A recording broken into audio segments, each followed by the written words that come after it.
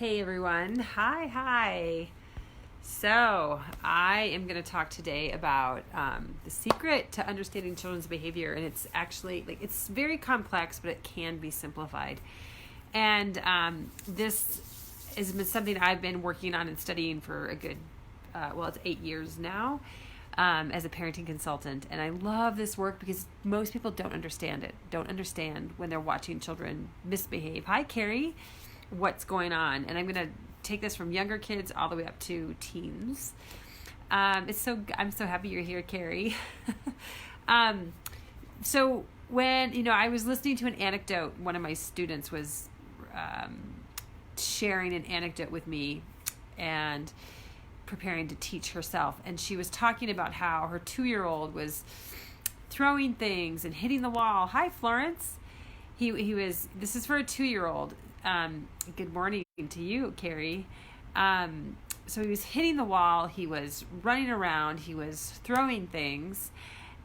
He went to his room. He couldn't make eye contact. And most people look at that and like, oh my God, I got to get this child under control. But in reality, what's really happening is that this is just a way to frame children's behavior. What's really happening is the child is off track. Just using that terminology can be incredible.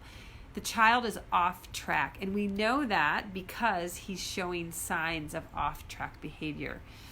The child can't make eye contact. It means that his brain doesn't feel safe enough. So off track behavior is really meaning that the child's triggered and doesn't feel safe in the world. This is true for adults as well. We just show it differently.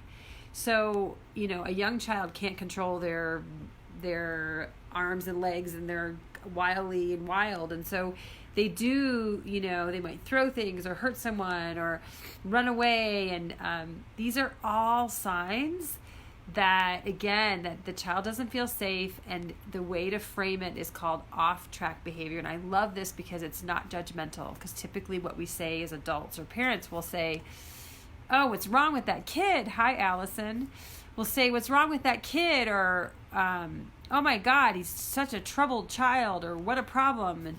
And in truth, it really has so much more to do with the child's neurophysiology. And if we want to change that neurophysiology, it's how we approach that child. We don't approach them with harshness, because we're just increasing what they're already doing. We actually approach them with warmth and openness. And that's another video. Really what I want to focus on today is understanding behaviors that our children show us. So that's a young child. And that can happen for many, many years. And then children get older, obviously, and they become preteens and teens. And it shows up differently. It shows up as disrespect. It shows up as name calling. It shows up as harshness. It shows up as isolation.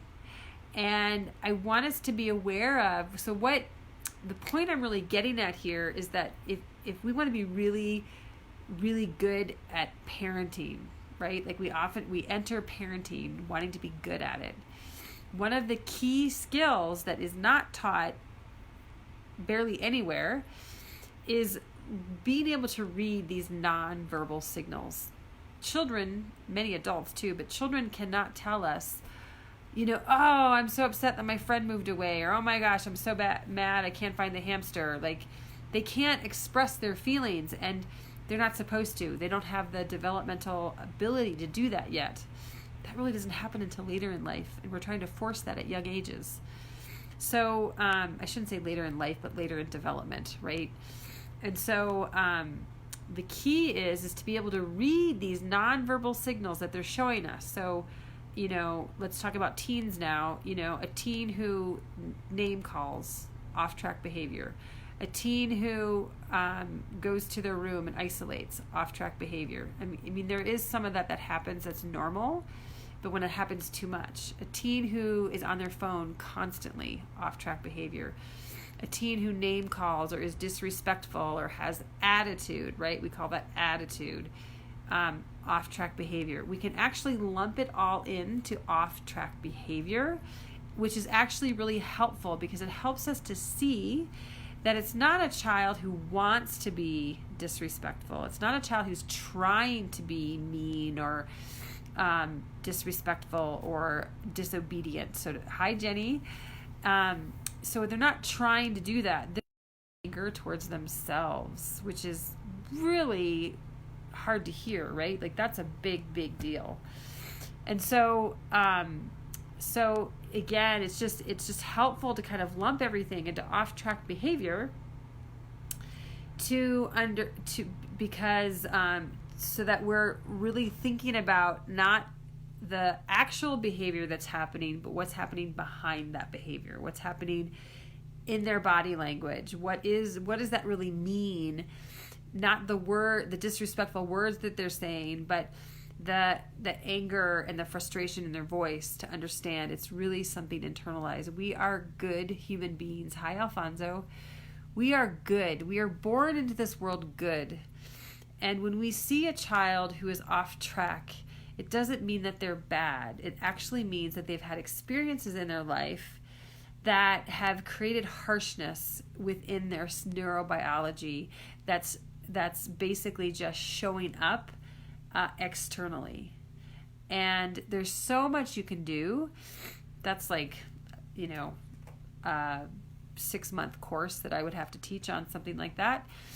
In terms of what you can do, listening is an amazing skill that I've learned on how to respond to that kind of harshness that our children show us.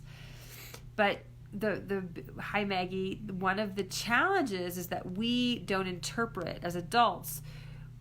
We have a hard time interpreting those behaviors as a child who's hurting, right? Like I just want to say that slowly. As adults, we have a hard time interpreting the off-track behaviors that we see from our children as a child who's hurting. And a lot of that has to do with our own struggles and challenges and not being able to see that. And there's a lot of internal work that needs to be done to be able to see what's actually happening. And so this has been one of the most profound things I have ever learned in my life in terms of my education, in terms of understanding children's behavior. And this can also translate to adults. Like, we are good human beings. And when we do something off track, it's really because of something that's happened in our history. But today I want to focus on kids. And I would love, please write in the comments, what off-track behaviors you might see in your children that you might need some help interpreting. And I'm happy. I love to do that. I love to, get to the bottom of why is that. I had a father who consults with me very, very regularly. He just has a hard time understanding his teenage daughter. And she's about 15, 16 years old now. And it was, the scenario was the parents had divorced and they both had purchased a new house, and the dad had renovated the house, and he was really adamant about, this is your house, this is your house, this is your house, because he wanted her to be there a lot. And then what happened was years later, the dad started dating somebody who got serious, and she started to spend quite a bit of time at the house.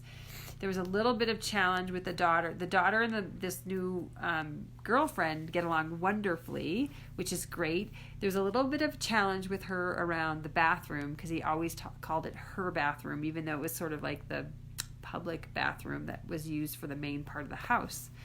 So, right, like the daughter's wondering what her place is. And then what happened was, and they talked about their relationship with the daughter a lot and really explained to her what was going on. And then the girlfriend, they decided, the dad and the girlfriend decided the girlfriend should move in, and they didn't tell the daughter. And the daughter no longer stayed there, and she started being really harsh to the dad. He did not understand what was going on. And it was really clear that, to me, that, wow, the daughter didn't have a say in the girlfriend moving in. And not that she should have a say, but when it was called her house, her house, her house, and all of a sudden it's no longer her space anymore, that there wasn't a discussion even about that. And so the dad wasn't understanding that this disrespectful, like he was at the point he couldn't even stand being with his daughter anymore, like around her anymore, because she was so disrespectful. And I helped to explain to him that her anger, disrespect towards him was actually her being like defensive around feeling the abandonment that she felt about her father. And because that's what it really kind of boils down to, is like feeling not worthy and feeling abandoned. And because really in the end, when we see off-track behavior but from our children, it really boils down to broken connection, not feeling safe, and not feeling loved. Like it really boils down to those two things. All off-track behaviors, they might have a different route to get to them, but that's really what they're all about. And so I'm going to share this probably a million times on my page, because this is something I'm passionate about parents understanding that their kids aren't trying to be awful to them, right? And we tend to think that because of our own hurts, and we can't necessarily see what's actually happening. So I hope this was helpful. Please let me know if it was.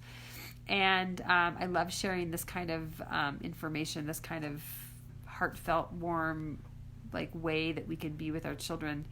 But I love your comments too. So let me know what was helpful from today and what your thoughts might be, or what off-track behaviors you're familiar with. So thank you everyone for coming, and I hope this was helpful to you, and thank you so much. All right, bye. Hi. Okay, Rinda Marie, I really love all of what you had to say. Thank you. I appreciate that, Rinda. All right, take care. Bye-bye.